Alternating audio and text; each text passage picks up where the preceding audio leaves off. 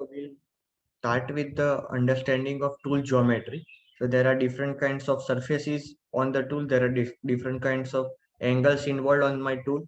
So the tool geometry, the terminologies are very important in understanding all the concepts related to machining, orthogonal machining, on non-orthogonal machining, everything. So let's start with it. So there are two main parts, the active end and the passive end. The active end actually cuts. The passive end is called as shank, which is used to hold the tool in the tool post. My first surface is the rake surface. So it is also called as face, and the chips flow over the rake surface. The second main surface type is the flank, and there are two kinds of flank, side flank and end flank. Then the two cutting edges are there. So the first cutting edge is the side cutting edge, and then there is end cutting edge. That is it. And the fourth is the main cutting tip of my tool. So here I have shown the geometry. This is the face. This is, or it is also called as rake surface. Then we have side flank or end flank. There are two flank, and the side cutting edge and the end cutting edge. And this is my uh, tip. This is the cutting tip. So over where there is a small radius which is called as nose radius. Now let's come to the details. So let's say this is the one of the view, which is the top view, and in the top view I have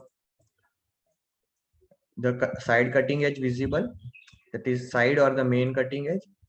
I have the end cutting edge visible. This is the end cutting edge. The angle, so this we can extend this and make it orthogonal.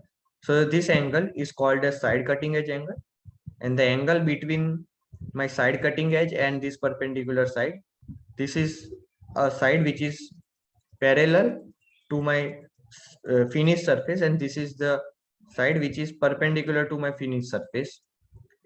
So this is the angle between the finished surface and my end cutting edge, that is called as end cutting edge angle.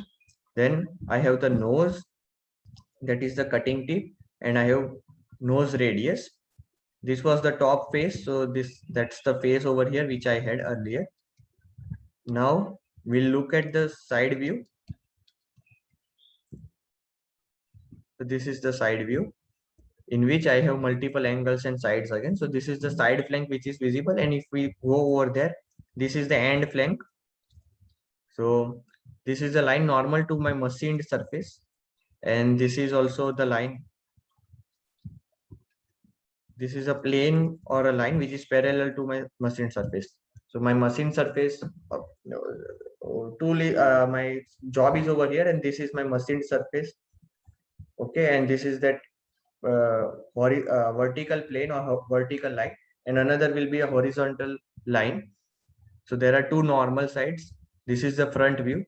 So on the top side, this is the face, and there are angles which are back rake angle, which can have two values, the up and down. So if the angle is coming downwards, it is called as it is taken as positive back rake angle, and if this edge is going upside with respect to this normal surface, then this side is called as upside, and it is denoted as negative rake angle.